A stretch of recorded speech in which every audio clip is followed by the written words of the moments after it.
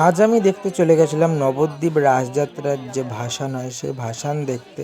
তোমরা দেখতেই পাচ্ছ একের পর এক কিন্তু মায়ের প্রতিমা কিন্তু দাঁড়িয়ে আছে, আর এইভাবেই কিন্তু ভাসান হয়ে যাচ্ছে। দেখতে হয়তো একদিকে হয়তো ভালো লাগে, কিন্তু এর থেকেও ভালোর থেকেও বেশি খারাপ লাগে। এত আয়োজন একদিন 2 দিনের জন্য, দেখতে পাচ্ছ কীভাবে ভাসান দেওয়া হচ্ছে। আর এখানে কিন্তু লোক আছে, অনেক লোক, ঠিক আছে। এত দর্শনার্থী আছে এখানে, অনেক আছে। আর আমার ওই দূরে আছে মায়াপুর। নবদ্বীপে কিন্তু সব থেকে এই রাস উৎসব হচ্ছে একটি বড় একটি উৎসব। আর এই রাস পূর্ণিমা দেখতে সবাই দূর দূর থেকে ছুটে আসে। আর তার থেকে একটি হচ্ছে সব থেকে বড়, আমাদের সব থেকে ভালো ঠাকুর হচ্ছে মা গৌরাঙ্গিনী। সে গৌরাঙ্গিনী মা হচ্ছে আগে ভাসান হয়, তারপরে কিন্তু প্রত্যেকটি ঠাকুর কিন্তু ভাসান হয়। যতক্ষণ না মা গৌরাঙ্গিনী ভাসান না হবে ততক্ষণ কিন্তু কোনো মাই কিন্তু ভাসান হয় না। গৌরাঙ্গেই কিন্তু এই মাগুলোকে ভাসান দেওয়া হচ্ছে, না হলে কিন্তু ভাসান দেওয়া কোনো মতেই হতো না।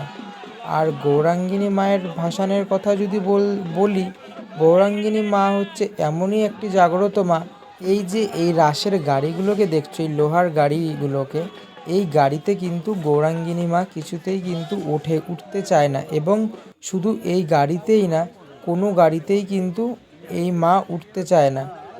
আর সব থেকে বড় ব্যাপার হচ্ছে, এই গৌরাঙ্গিনী মা যখন ভাসান হয় তখন কিন্তু পালেরা কিন্তু কাঁধে করে এর জন্য কিন্তু ঘোরায়, আর ঘুরিয়ে কিন্তু তারপরে কিন্তু গৌরাঙ্গিনী মা ভাসান হয়। এই নবদ্বীপের এত রাসযাত্রার নাম একটাই যে সব রকম ঠাকুর হয় এখানে।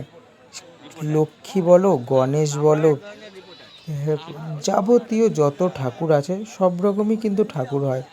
আর এখানে কিন্তু নৈহাটিতে যেমন বড় মা আছে, আমাদের এই নবদ্বীপেও কিন্তু রাসের সময় বড় মা, সেজ মা, মেজ মা এবং ছোট মা কিন্তু পুজো করা হয়। এখন এই ভাসান সম্পর্কে তোমাদের একটুখানি বলি। এই ভাসানে তোমরা দেখতে পাচ্ছ যে একটার পর একটা কিন্তু ঠাকুর এইভাবেই কিন্তু ভাসান দেওয়া হচ্ছে।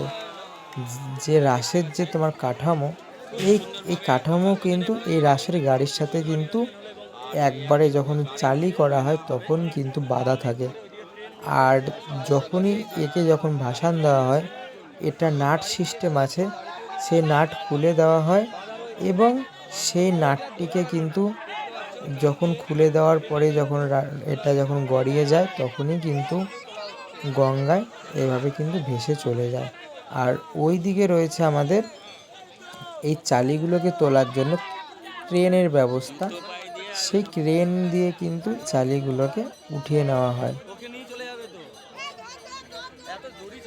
খুব সুন্দর একটি ব্যবস্থা আছে এর সূত্রে। ভিডিওটি দেখতে থাকো আর বলো ভিডিওটি তোমাদের কেমন লেগেছে। সবাই তো নবদ্বীপে আসবে বা সবাই যে দেখতে পারবে চোখের সামনে তা তো না, তাই তোমাদের জন্যই এত কষ্ট করে ভিডিও করা।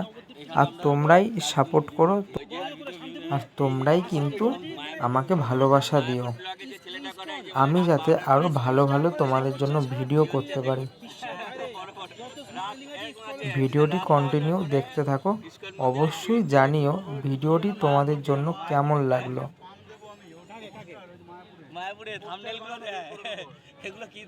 এখানে অনেক ড্রোন উঠছে, দেখতে পাচ্ছ এখানে একটা ড্রোন আছে। যেহেতু এখানে গঙ্গা, সামনে থেকে ছবি তুলতে পারবে না, অনেকেই আছে ড্রোন নিয়ে এসছে।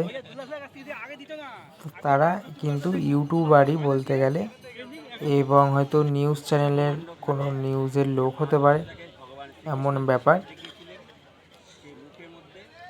সেই বিশ্বরূপ কিন্তু আপনারা এখন দর্শন করতে পাচ্ছেন। এই এখন চলেছে সেই প্রতিমা নবদ্বীপ। আমার ওই পারেই আছে মায়াপুর। মায়াপুরেও বা কারা কারা এসছো অবশ্যই কিন্তু কমেন্টে আমাকে জানাবে।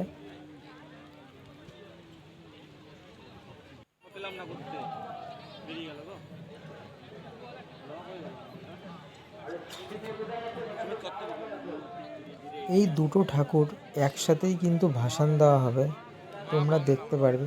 খুব সুন্দরভাবে কিন্তু ভাসান দেওয়া হবে, হয়তো কয়েক সেকেন্ড আগে আর পরে।